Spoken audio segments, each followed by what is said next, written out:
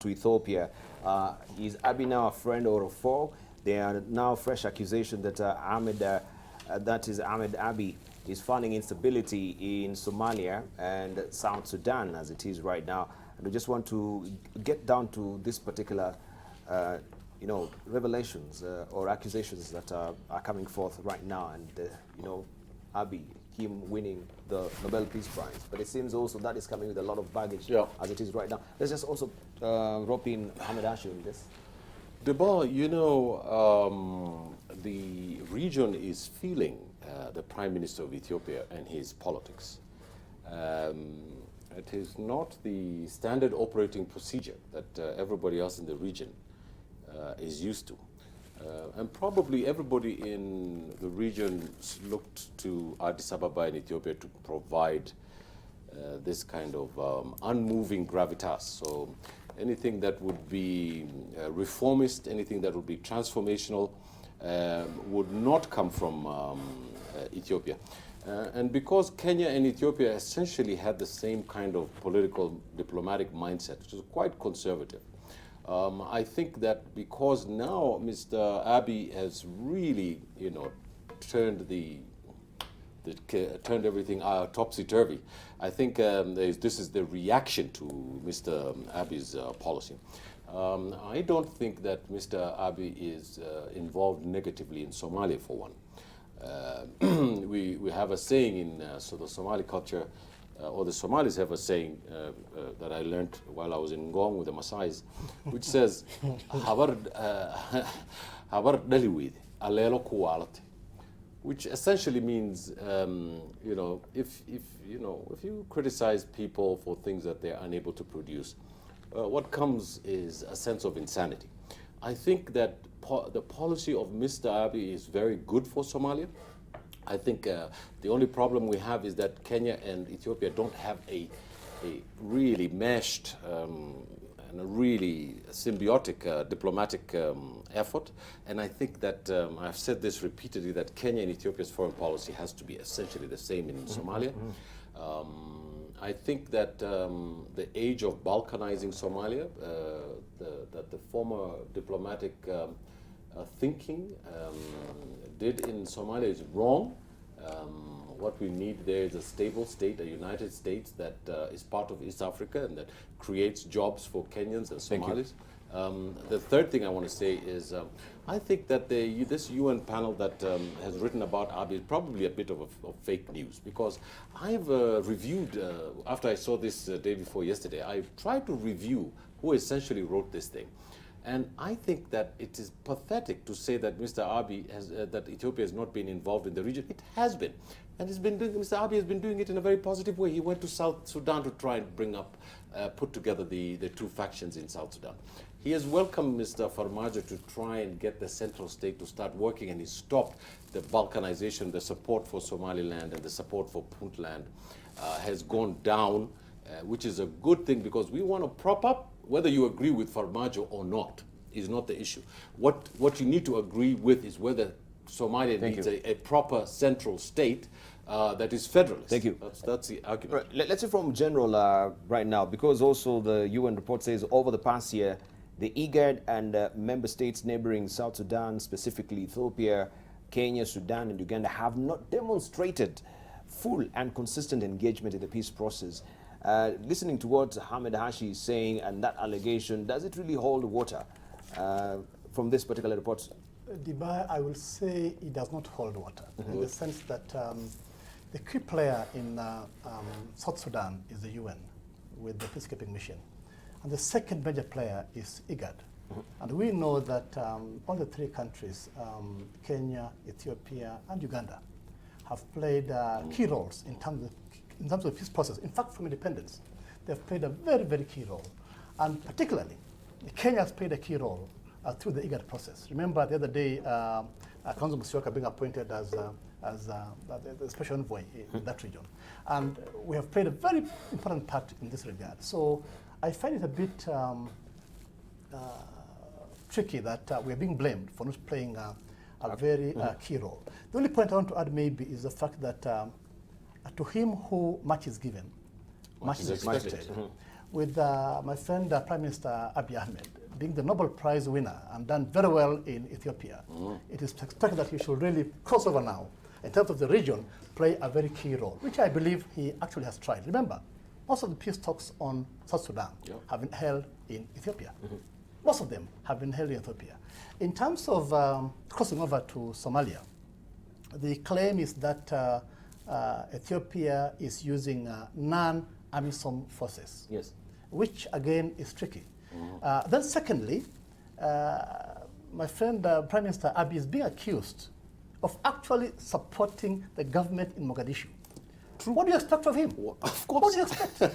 He must support the government. Of course. And the argument is that he's now talking to the commissioners in the Gado region and all that, telling them, please, support the government. Well said. Don't support the other parties. Well said. That's very tricky indeed. He will actually come out strongly and support the government in Somalia, particularly in view of his new position as a noble. But how does that also instigate instability if you support? Because I want to correlate with what they're saying. You're supporting the government, now that is instigating instability. How does it instigate instability? All there is a far-reaching ramifications to this support that we do not see or we do not really understand. What I see here is actually a claim from the National Parties Forum, which are arguing that they're not comfortable with this arrangement, partly because they are a coalition of forces who have come together from Jubaland and other areas who are not really very much with the government. Now, again, what you expect maybe from Prime Minister Abiy is to talk to those parties also. But I still stand firm that the key support to the government is crucial. And therefore, I don't see that blame really holding water. You know, what they can argue is maybe can go a bit further and engage all the parties. But how do you do that in a sovereign government? It's very tricky. And I think Prime Minister Abiy has done very well. And I don't see the real blame coming along his way. All right, maybe we need also to pick the brains of Professor here, because one of your students, who is the current ambassador of Ethiopia to Kenya, Alam, he says also that particular allegation does not really hold water. He says this, quote unquote, one of the pillars of Ethiopian foreign policy is non-interference in the internal affairs of other countries. That is our track record. This is what he said. And he says, as a good neighbor, we have only played constructive roles. You taught your student well. Yes, You're happy to hear that? I have I'm actually having one of my PhD students is also, I think, either the second or the third ranking officer in the Ethiopian embassy here. So we are very well fused. You know, I have stayed in Ethiopia, having my home. My kids went to school in Ethiopia at some stage. And obviously, throughout my... How come we don't even speak any smattering of Amharic? I do. Denanish? Salam no. We say salam no. Salam no. Salam no. Fantastic. Yeah, and if it's you, it's Waldem. You're my brother. You know, that's what I would call you. If it's your sister, it's Ahet, and so on and so forth. Now, let me say this. I think the challenge we are having in the region, and I'm speaking to Abiy here because he likes reading my things and telling me that you know, the Cushitic alliance is not real and so on and so forth. We've had back and forth issues on that, and Mele Salem is reasoning also. We love this region, and as I said before, and I want to reiterate here, is that the concern for Ethiopia is not just a scholarly concern. Ethiopia is a big, big dam that if it collapses, we all drown. I've said that before. So, as I said again, I am not really worried about Trump and America and Russia and whatever, or China. I'm more worried about Ethiopia because it's so close. Yes. And I think Ethiopia, with over 100 million people, is the largest country here and the second in Africa in terms of population. And where population is market, Ethiopia is such a huge potential for all of us in the region, including our wealth. The wealth of nations in this region will in the future revolve around Ethiopia and Kenya. And therefore, the relationship between the two is important. But I also learned from Mandela in South Africa that if you are a giant, you better be gentle. It's a common rule, because the only weapon you wield as a big man or a mighty man is humility. And that means that Ethiopia needs to be a gentle giant, more so to Abiy himself, because he comes from the major community in Ethiopia, and the others are feeling the weight of the majority.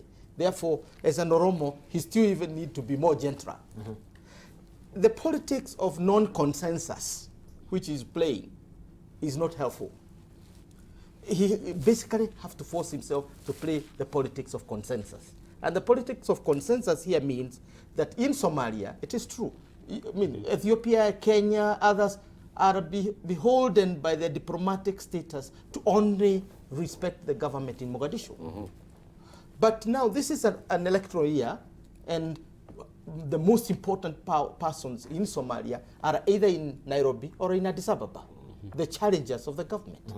Now, if you look at Jubaland issue now, which is basically, Jubaland is saying, and has been doing that for the last 3 months, that Ethiopia is involved messing up, not in the entire Somalia, but in Gedo, which is a sub-region of Jubaland. That's what they are saying. And that they've arrested officials and all. These are claims. But they are pointing fingers at non-AMISOM troops of Ethiopia. The big question is Abiy in control of the military in this transition? Now, he may not, in terms of the nitty-gritties of how the military is operating in Somalia. So you may blame him, may not blame him, but you need to get in control of that. So the big issue here is that we need to go to the old consensus of between Kenya and Ethiopia, based on a new understanding that Somalia is an independent, autonomous country, and then you bring Somalia on board, and the Horn will be stable. There is no problem in South Sudan because it is that consensus that enabled IGAD to initiate the AMISOM, because AMISOM is basically an upgraded IGAD force. Now, it is the same that went to South Sudan and brokered the comprehensive peace agreement in Sudan and now maintaining South Sudan. It is the same consensus that basically dealt with the question of Eritrea, and it is the same consensus that we need to use to build it. So for me, it is all about politics of consensus in the region. Politics of competition, politics of competition and power, wrestling of power is not going to be helpful in this region. Thank you. Let's leave it at that and hear from Dr. Mustafa on this, because we can see maybe also on the issue of instability. We have this particular statement also. They're saying that the Ethiopian National Defense Forces have been repeatedly involved in illegal activities whose outcome could, at best, undermine the fragile state building and nascent democratic process in Somalia. This is also what they wrote on Friday. Yeah. So illegal activities where also Kenya has been embroiled, charcoal trading and some of these, illegal activities that are on the ground. It seems also is being accused with Ethiopia. Dibal, there are so many illegal activities going on in Somalia today. From so many states, including the western states. Now, I think Dr. Werunga will confirm this. There's a gentleman called Samora, General Samora.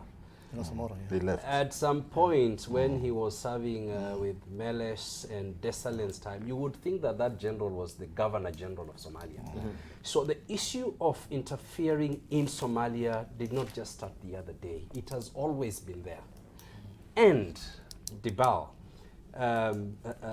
Somalia and Ethiopia have always been at loggerheads for the longest time that I can remember. I'm curious about that report that has been written. I haven't read it. I would like to read it in the context and weigh it against what's going on in Somalia at the moment. General said, to whom much is given, much is expected from Abiy. Abiy has just won the Nobel Peace Prize, and the region should see, or rather he should be seen to be helping in building peaceful communities and relationships across the country. Anything to the contrary is going to soil his name and that particular honor. Now, there's always that temptation, Dibal, for heads of states, perhaps, like Abiy, who is facing serious challenges at home, to want to or to be tempted to externalize some of the challenges that he's facing at home. And that in itself then, if that happens, is going to cause challenges in the region. I would like to read that report first before I make any substantive comment. Right. But I do know for a fact that in some cases, UN has actually done some reports that I take with a pinch of salt, including one that they wrote about our own Kenya Defense Forces in Somalia. Yeah. All right, a pinch of salt. But you took special umbrage with that report as well from the Kenya Defense Forces. I know. You know, I think. I mean, that's one of the worst written reports by the United Nations. You should see the face of it's a monitoring. He's as if he really wants to vomit. It is true. It is the worst report with no evidence at all. And two, the trade in sacco is not lucrative. It is the trade in sugar. Why didn't you say claim this? Thank you. Let's hear from Captain Virunga before we continue. First, I want to disagree with the professor. The greatest, best business in Somalia was charcoal. A sack of charcoal at that time was going at $520 in Kismayu before they are loaded on the ships. Giving you facts. It was a very lucrative business. And they were in sacks. So you buy 100,000, 100 sacks, you are rich. So it was very lucrative. And the exit was from Somalia to the Middle East and Turkey.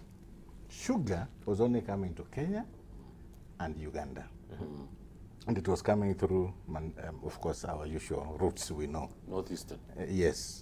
But charcoal, even today, Professor, is still one of the best businesses you can do. And that's why Al-Shabaab made a lot of money, because they entered into the charcoal business. Correct.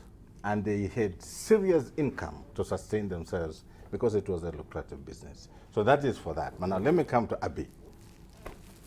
I want to disagree generally, but Generally.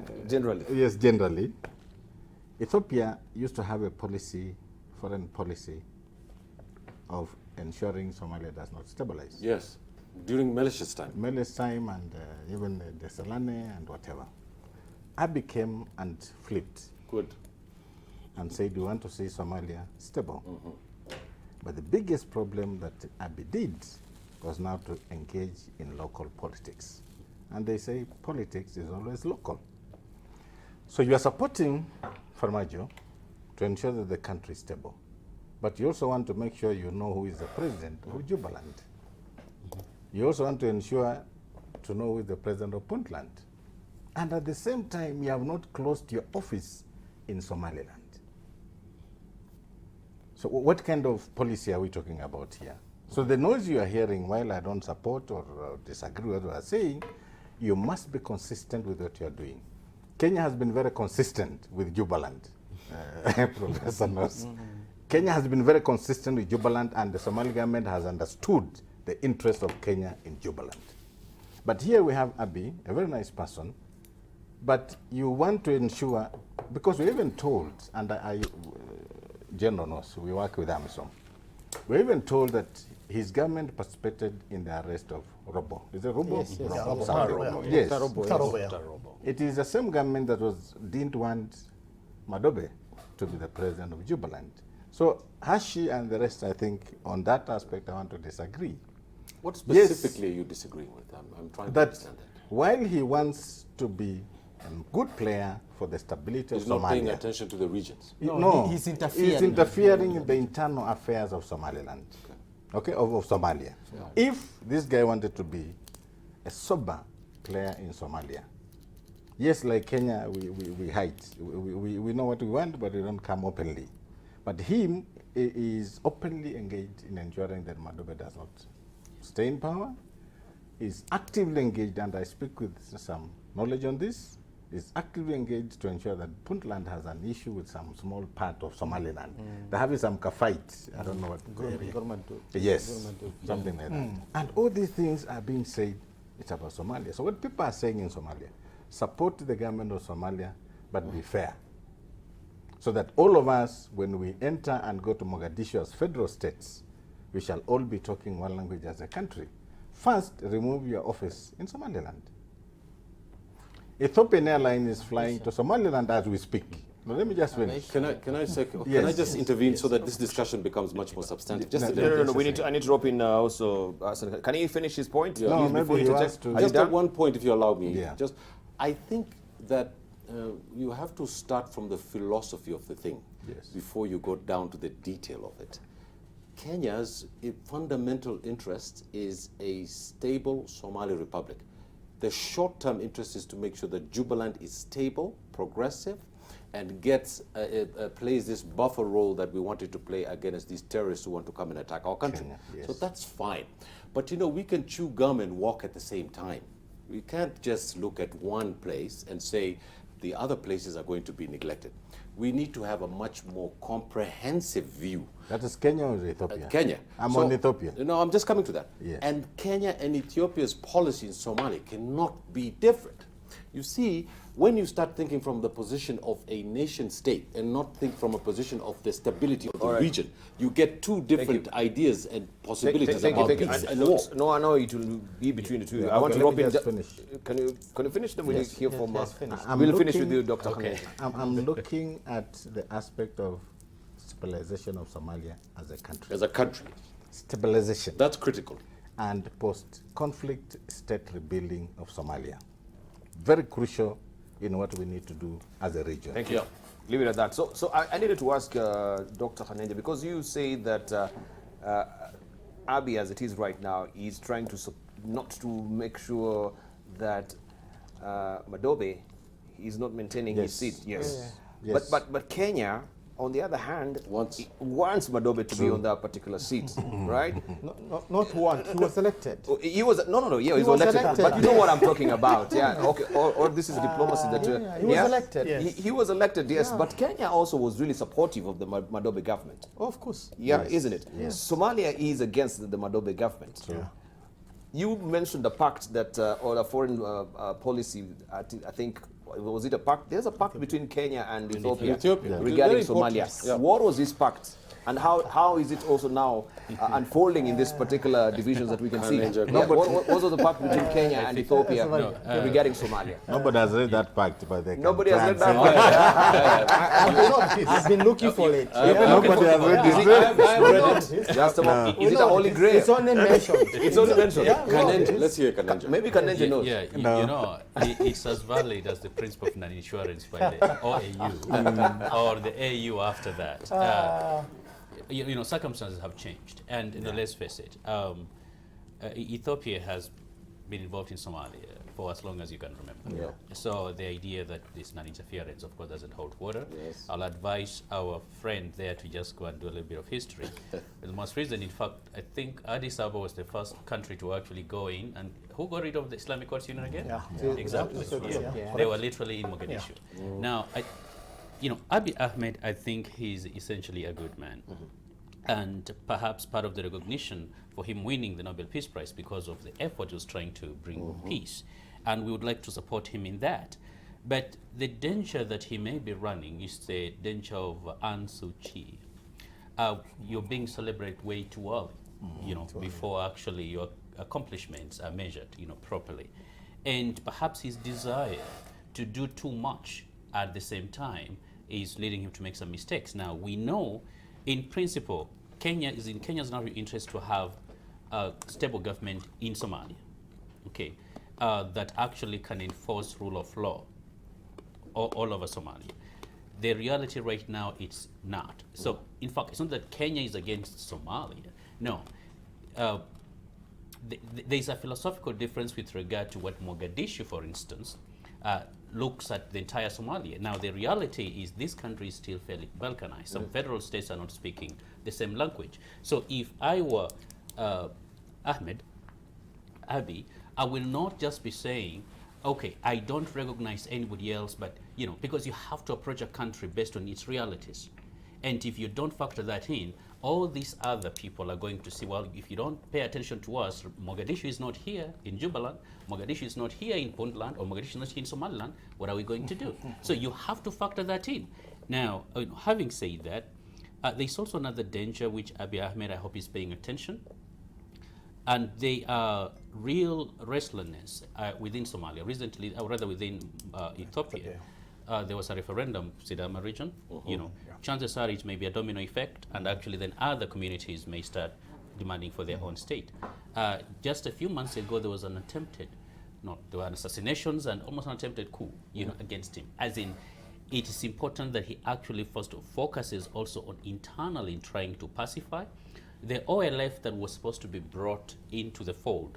A lot of people in OLF are actually making noise that the government did not live up its promises. Okay, so it's still very shaky. And as Professor said, Ethiopia is a big dam, and literally building a very big dam, okay, in a very big region, from Juba to Alexandria in Egypt. And if it's not managed carefully, at least internally itself, even before it goes externally, Thank you. I think it's going to affect all of us. Right, we wind up with Last comments? No, we wind up with him, and of course there's a resumption also of the talks between Egypt and Ethiopia regarding the Renaissance Dam as well. Also, we shall see how that one really pans out. But as we're winding up on Ethiopia, we needed also to discuss a bit of IGAD, because I think Kenya has lost. I can see, Professor, you are... Let's concentrate on this Ethiopia, because it's good for us to But I wanted to raise a question of IGAD and Yeah. Kenya and Ethiopia, the way it is right now. Yeah. As much as we are lobbying, we've been lobbying for the UN Security Council a seat, non-permanent, a seat there. How are we not lobbying also regionally and getting some of these, seats as a country, IGAD? And we've lost that to Sudan right now? No, not lost. I think what there was is because of this Kenya-Ethiopia detente, that engagement, we monopolized IGAD at the expense of other states. Museveni would only come to listen because Ethiopia held the chairmanship of IGAD for 10 years. Kenya held the executive secretary for 11 years. But how come that really happens? Because there were no elections. The understanding at that time It's a gentleman's understanding. was a gentleman's understanding that we need to stabilize this by basically sharing these positions. And I think there were undercurrents that we need democracy in the region. We need, and even in the run-up to the IGAD summit last week, the big question was whether Ethiopia should have held that position of ES to replace Kenya, or Kenya and Ethiopia should have just exited completely and give IGAD to other nations. So I think this morning, I think I'll be meeting the ES, so I don't want to be undiplomatic, otherwise I'll have to answer for that. But the whole issue is, the big question is the democratization of IGAD. And its future would lie on the understanding that it doesn't have to be in the hands of Ethiopia and Kenya in order to be a useful regional organization. And I think that's how we need to build it. Right. The Nadia meeting had decided, though, on the sharing of the positions, that Kenya will get the chair and Ethiopia will get the ES. And just swapping, the putting melded a kind of arrangement. But I think Kenya became uncomfortable with that. Right. And started to insist on the rule of law. Thank you. General, then Yes, we prepare yes, our headline thoughts very briefly. yes, We stop for time. I want to mention something very important about IGAD, and I want to add on the issue of the undercurrents. In fact, IGAD has done well in terms of the secretariat and what they are doing. Yes. But undercurrents on the political side, this has been driven by Kenya and Ethiopia as the big powers, and they have driven up the agenda of IGAD. Now, on IGAD itself, there are issues of differences, which are not underlying. Remember, for quite a long time, IGAD has not had an ordinary session. The last session, last month, was the first after a very long time. All along, it has been extraordinary sessions because of these differences between the two major powers. I would believe now maybe that under the new EC, they put the house in order and ensure that, as Dr. Konja said, that it becomes an open entity with a lot of democracy, all playing their rightful roles, and make a difference in terms of how they want to operate in the future. Right, thank you. Maybe we can just, giving our headline thoughts, we begin with Ahmed Hashi. We haven't discussed what is happening in Congo, as much as also we're castigating the UN report in, of course, in Ethiopia, or alleging that the Abiy is instigating instability in Somalia and the South Sudan. MONUSCO also is being yeah, accused of letting, you know, the Allied forces in Congo just go haywire I think, and killing people on the ground. We shall just, discuss that next week. these are our last comments, sir? Yes, please. Okay, just quickly. I think that the UN is messing up in Congo. I saw the head of the humanitarian section come to Congo and try blithely to make excuses for what's happening. I think they need to get their act right. I think that's really important in Congo. They've really messed up many times over there. So that's one thing. My last thoughts are on Somaliland, and it's been an issue here. And I'd like to bring to the attention of the diplomatic community in this country, Ethiopia, and the region, that the ruling party there has put people in detention, and it's playing around with the Electoral Commission. The diplomatic community in Nairobi needs to be seized of this matter and intervene. Also, the opposition party there is not doing its job to hold the government responsible, and it should do its job. Thank you. Burunga, your closing remarks. Yes, I think while we want to blame the UN, we also need to understand that the UN operates under several articles. And I think the biggest problem we are having with UN deployment all over the world is the mandate they are given to go into countries. Because in Congo, they are given the mandate to is it peacekeeping? Chapter 7. Yes, and where is 7. peacekeeping in Somalia, for example? Where is peacekeeping in Ethiopia? I mean in DRC. So to me, the biggest problem is UN has to sit back, decide what, is it article or section or whatever, 7 or 5. 7, yeah. So that they give these peacekeeping troops a different mandate to enforce peace. Once you change that, then you can see changes in whatever these troops are doing in those countries. Thank you. Dr. Mustafa. Dibal, I have a message to the IGP, Mr. Mutiambai, and the Director of Public Prosecutions, Anuruddin Haji. Violence against children is becoming intolerable in this country. This girl, page 12 of the Daily Nation. Yep, this girl was raped and locked up for 6 days, meaning that whoever did that was trying to cover up for that, really nasty act. Mr. Mutiambai, please take action, and the DPP make sure this person is charged for this crime. Girl 12 defiled by father locked up in police cell. Very unfortunate. Let's hear from Professor. Your headline, your headline thoughts. Basically, it's on Kenya's diplomacy, which I think is going well.